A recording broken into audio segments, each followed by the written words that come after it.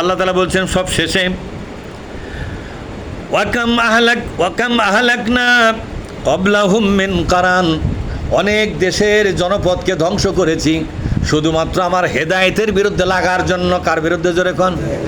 হেদায়েতের বিরুদ্ধে লাগার জন্য অনেক জনপদকে মেসাকার করে দিয়েছি। আমার নাজিল করা কিতাবের বিরুদ্ধে তারা কেন লাগলো? কথা বোঝেননি? আমার নাজিল করা এই কিতাব, এই কিতাবের আন্দোলন, এই কিতাবের দল, এই কিতাবের পার্টি, এর বিরুদ্ধে কেন লাগা হলো? এটার প্রতিশোধ কেউ যখন নিতে পারলো না, তখন আমি আল্লাহ নিজের দায়িত্বে আমি প্রতিশোধ নিয়ে তাদেরকে মেসাকার করে দিয়েছি। কথা ঠিক না? বলেন তো, 16.5 বছর একটা মহিলা ফেরাউন ছিল, বাংলাদেশে ছিল কিনা জোরে কোন।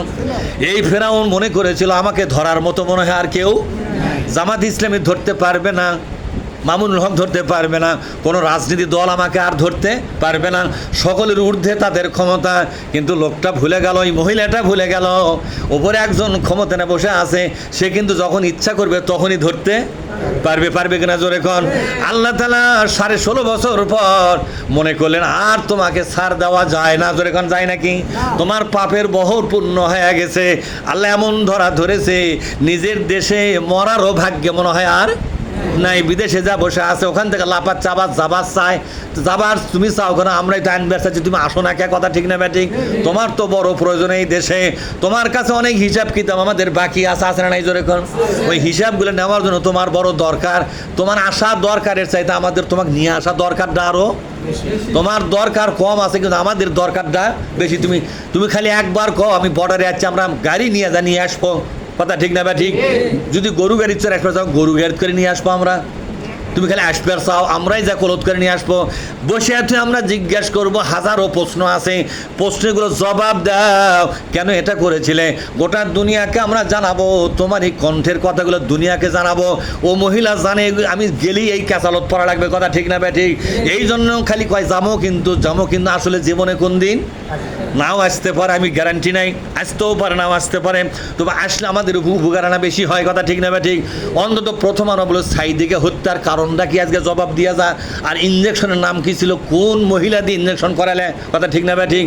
সেই মহিলার নাম কোথায় দরবার করলে তাকে মারার জন্য? একটা এখান থেকে প্রশ্ন শুরু হয়ে যাবে কিনা জোরে কোন। তাই আল্লাহ তাআলা বলছেন আমি আল্লাহ ইসলামের বিরুদ্ধে যারা যাবে তাদেরকে সতর্ক করে দাও, তোমাদেরকে গ্রেপ্তার করার জন্য একটা মহাশক্তি কিন্তু অপেক্ষা করতেছে। এবার আল্লাহ তাআলা বলছেন হাল তুহিসসু মিনহুম মিন আহাদিন আও তাসমাউ লাহুম রিকিজা। দুনিয়াবাসীরে এরকম স্বৈরাচার, এরকম ডিক্টেটর এই দুনিয়াতে যারা ছিল তাদেরকে কোথাও কেউ অনুভব করা যায় তারা কি আছেন? আজকে মীর জাফর ছিল একটা স্বৈরাচার, তার কোনো নামগন্ধ আছে? শেখ মুজিবের নামগন্ধ একদিন কিন্তু থাকবে না। শেখ হাসিনা শেখ মুজিবকে জাতির শত্রু বানাইয়া গেছে। যে নেতার নামে মূর্তি তৈরি হয় এই নেতা কার কেউ পছন্দ করবে? কথা কন না আপনারা?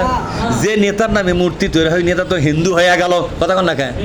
যে নেতার নামে মূর্তি তৈরি করা হয় ওরা কি মুসলমান থাকে আর? তাহলে এই মূর্তি বানাবার পর থেকে শেখ মুজিবকে এই জাতির জন্য অভিশাপ বানায়া গেছে কেডা? শেখ হাসিনা নিজেই বানায় গেছে। তাহলে আজকে মীর জাফরের কোনো খোঁজ খবর নাই, একসময় শেখ হাসিনারও কোনো খোঁজ খবর আর থাকবে না। মানুষ শুনবে, জানবে, উচ্চারণ করবে, কিন্তু মহব্বতের সাথে না ঘৃণার সাথে? সারা দুনিয়াতে ফেরাউনের নাম উচ্চারণ করা হয় কি মহব্বতের সাথে না ঘৃণার সাথে? আবু জেলের নাম উচ্চারণ করা হয় মহব্বতের সাথে না ঘৃণার সাথে? হাসিনার নামও উচ্চারণ করবে এক সময় মানুষ ঘৃণার সাথে না মহব্বতের সাথে? আল্লাহ তাআলা বলছেন তুমি কি তাদের অস্তিত্ব খুঁজে পাও? অথবা